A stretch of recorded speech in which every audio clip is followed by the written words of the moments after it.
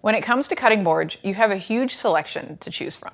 They all have different purposes and they kind of do different things, so I'm going to show you what they are. So my personal favorite, and possibly the most versatile, is a wooden cutting board, like this guy here. This is a wooden cutting board. This one's actually very thin, as you can see. I like this one because it's a composite cutting board. It's wood, so it still has all the positive aspects of a wooden board, but it's a little bit thinner and easier to store. You can also get a really thick, like with those beautiful like wood grain cutting boards. I love those. I think they're gorgeous works of art, and those work just as well. And wooden cutting boards are great because they have natural antibacterial properties, which is really handy when you're cutting things that are a little weird, you know, like eggs or meat or, you know, other foods that easily carry bacteria.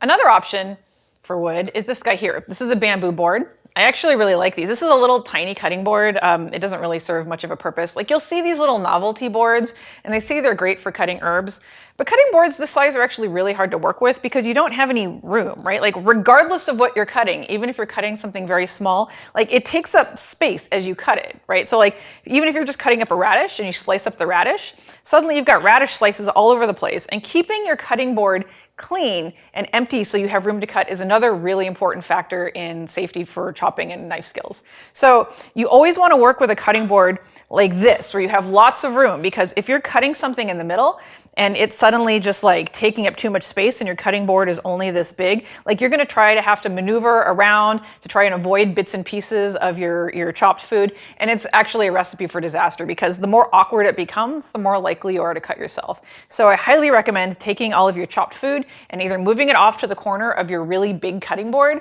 or if you're working with a smaller cutting board, like I recommend taking your chopped food and putting it in a bowl off to the side as soon as you can, just to keep it out of your way. Another kind of cutting board you can use is this guy here. This is a plastic cutting board. These guys are really cheap and really easy, but the problem with these is they don't have any natural antibacterial properties. They actually harbor bacteria really well.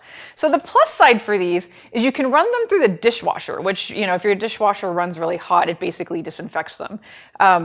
But the thing is, when you run a plastic dishwasher or a plastic cutting board through the dishwasher, they tend to warp and bend. And like I've pulled mine out of the dishwasher and it's like literally like a C shape. So I tend to avoid plastic cutting boards just because they're kind of a hassle. Also, like they don't biodegrade in landfill, and I'm highly waste conscious. And I really, when this dies, I don't really want it to end up in landfill.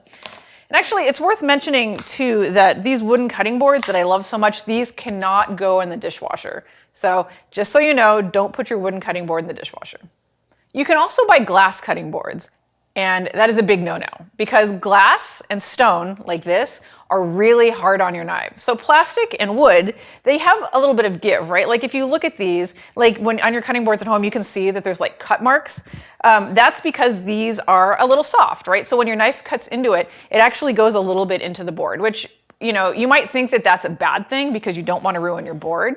But the reality is that if your cutting board doesn't have any give, what's going to end up giving is your knife, because the edge of your knife is a very sharp angle, right? And if you put it on something hard and you're continually chopping on a hard surface like glass or ceramic or stone, it's going to like bend the tip and it's going to go dull super fast. And actually, like I've seen people cut on stone and glass cutting boards and the knife is so dull because the edge is like that it won't even cut a potato. It's ridiculous.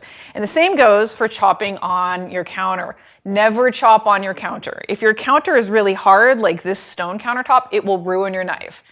And if your countertop is not hard, it'll ruin your counter. And that's just all sorts of no bueno.